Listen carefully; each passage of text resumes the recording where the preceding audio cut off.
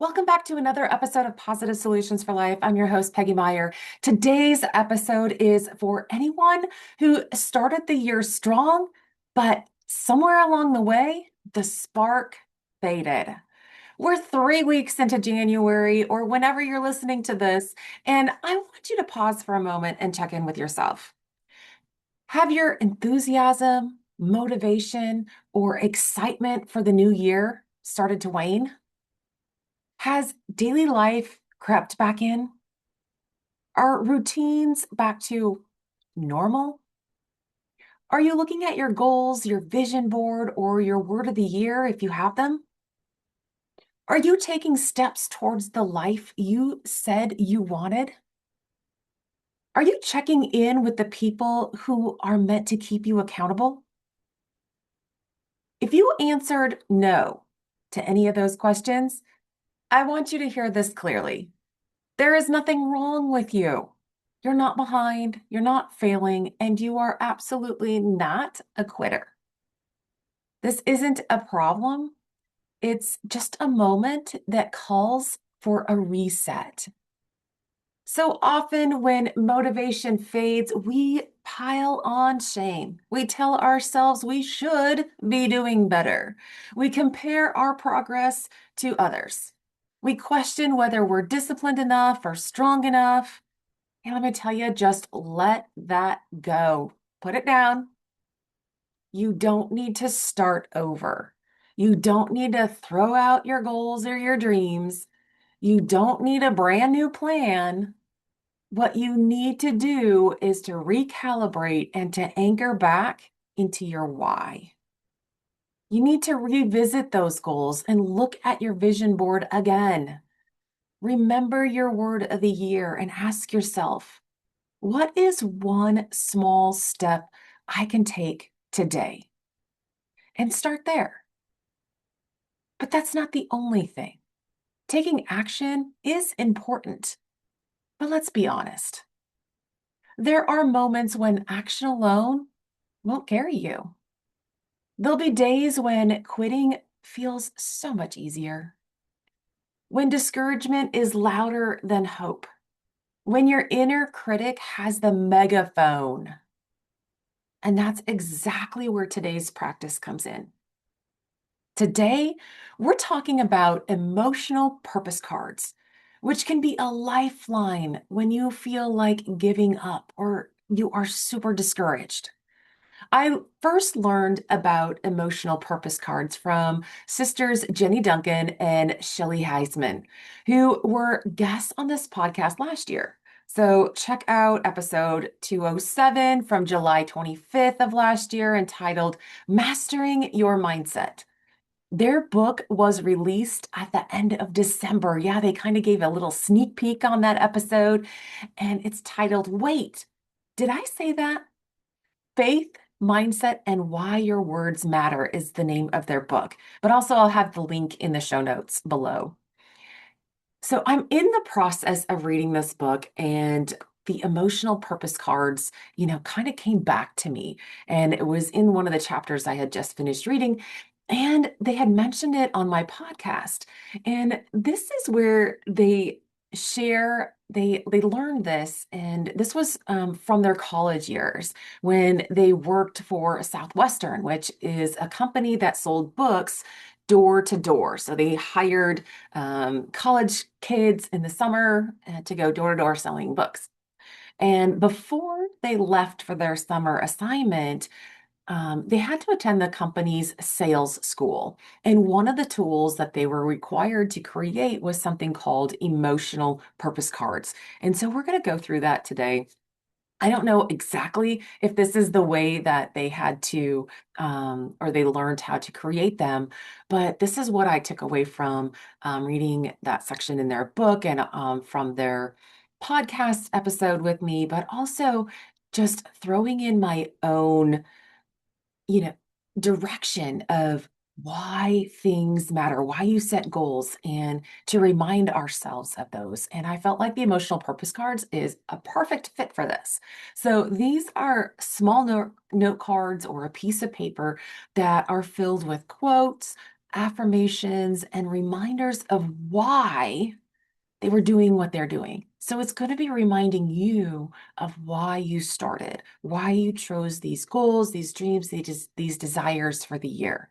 And so when discouragement creeps in, and it will always creep in, not just for door-to-door salespeople, even though I'm not sure if they have those too much anymore, at least not where I'm at, but for all of us, those cards and these cards can become an anchor, a lifeline, a way to choose hope when quitting really feels tempting. So, what these cards did for Shelley and Jenny was rewire their thinking. They were able to practice choosing belief over doubt, hope over fear, and purpose over quitting. And it reminds me of this quote from Buddha: what you think, you become. So, purpose cards don't magically erase hard days. They don't pretend life will be easy or it will always be positive. What these cards can do is to ground you, to calm your nervous system, interrupt negative thinking patterns, and remind you who you are and why you started out on this journey. So they can help shift your identity. Just think about rewiring and um, telling yourself some different words, some more positive words. They can shift your identity, they can shift your habits, your self-talk, especially when feelings and emotions just want to take over. It's the negative ones that you want to quit, you want to give up. So, this is what this episode is about: arming you with a way to interrupt doubt and reignite the fire you started the year with when you made your goals, selected your word of the year, and created your vision for how you wanted this year to go. So, let's walk through what I consider 5 steps to create your own emotional purpose cards. So, if you had notes from when you were brainstorming your goals, your dreams, and your desires for this year, it would be good to get them out and get them in front of you, or at least get yourself in front of your vision board or your word of the year. And so, these steps are going to help you create short statements and phrases to help you reset and refocus when life gets hard and your inner bully starts talking. So, first step: write out your why. So if you have it before, just like revisit it and ask yourself these questions. Why do I want these goals, dreams, or desires? Why did I write them down? Why do I want my life to improve? What's your goal here? Why do you want to get healthy? Why do you want to improve different areas of your life? And what pain am I trying to move away from? So often we make goals because something is painful, something hurts, and we want to improve it. So, what pain are you trying to move away from? What future are you moving toward? So, what do you want in the future? Why? Why? Why? Why do you want this stuff? Right? This doesn't have to be like very long winded, lots of pages. You don't have to be at it for hours. But it does need to be true for you. Short, honest statements that capture your why is so powerful. So that's the first step, just reconnecting with your why, writing out some short, honest statements that can really capture your why. The second step is to create simple reset phrases. Now, this is something that I pulled out of the book Iron Hope by James Lawrence, which I did a book summary on just a few episodes ago. And these are simple phrases that can act as a reset button when emotions run high. So, for example, one step at a time. Okay? Winners never quit, and quitters never win. This moment will pass. I can do hard things. And from the book Iron Hope, here we go. What are some simple phrases that will get you to take action or maybe change your perspective and get you moving? These phrases, again, can calm your nervous system, can bring you back to the present moment and help you take the next right step. So step number 3 is another way to kind of get your brain going about what you could write on your purpose cards. And this is flip the script on your self-talk. So we all have times when our inner bully, our inner critic gets loud, starts chirping things that we can't do it, that we're not enough. And I want you just to pay attention to those times and those phrases just long enough to hear the discouraging thought and then pause. Hear it, write it down, and then rewrite it using the opposite. So, for example, if you have this thought of I'm failing, you write down I'm learning and growing. What is the opposite of I'm failing? Or if you have these thoughts of I'm not enough, okay? What is the opposite? What rings true to you as being the opposite? I'm enough. I am full and loving just the way I am. And then put these, where you'll see them, you know, um, but also use them as we get through the 5 steps of creating these purpose cards. You can choose the ones that you want. So the 4th step is add affirmations, quotes, your word of the year, anything from scripture. So create some or write some affirmations down that feel very believable to you. It could be, I am capable of doing hard things, right? Just write out some affirmations that are believable to you, or some quotes that inspire you. We're a sports family, so sometimes these come up like, you miss 100% of the shots you don't take. That was a Wayne Gretzky quote. Or maybe some scripture verses. The Lord is my shepherd, there is nothing I shall want.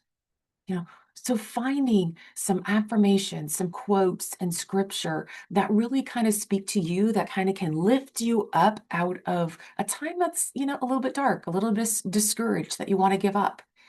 And also include in here your word of the year. So if you have chose one, write that down as one of your purpose cards to remind you of, and also what it means to you. So my word this year is intentional, and I have a list of things. What does this mean to me? And I can use those as part of my purpose cards.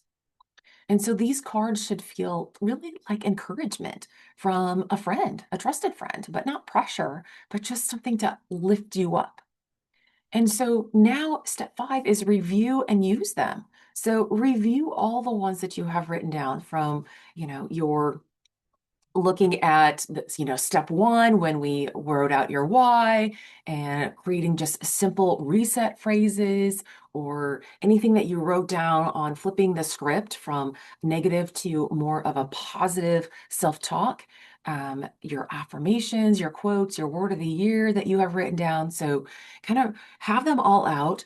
And you can choose all of them to put on your emotional purpose cards, or you can just choose ones that really speak to you. Maybe about, 10, 12 of them. You can write them down on one note card, you can write it down on several note cards, but just write them down to whatever fits you, be creative with it, and keep your cards close. So whether it's one note card, whether it's a multiple ones, keep them close and read them every day. Read them in the morning when you get up, read them at lunchtime, read them, whenever emotions start spiking and you need a reset, you can pull them out and read them. Use them when you feel like giving up, when you feel like quitting something, when you think something is really hard and you're getting discouraged, pull them out as a pick-me-up. These are not meant to be just a one-time exercise, right? There's a daily practice. So you have to practice this over and over again if you want to reset your mind. There's going to reset and rewire your brain to keep you going when you want to quit, so that you can show up on the hardest days. These anchoring in these phrases and quotes and your whys can help you build resilience, increase your faith, and help you realize that you can do hard things. You can learn, grow, and achieve more than you dreamed you could. So as we wrap up, I want to leave you with this question to ponder in the days after you create your purpose cards. Are you living your purpose cards or are you just reading them? Because anchoring in your why isn't about perfection, it's about choosing yourself again and again, especially on the hard days. Because you're not behind, even if you haven't, gotten all your goals written down or your vision board out, or if you've chosen an award of the year, doesn't mean you're behind. You can start whenever. The year is here and it's going to be going on for a while. You're not behind. You're exactly where you need to be to take the next step. And that step starts with remembering why you began.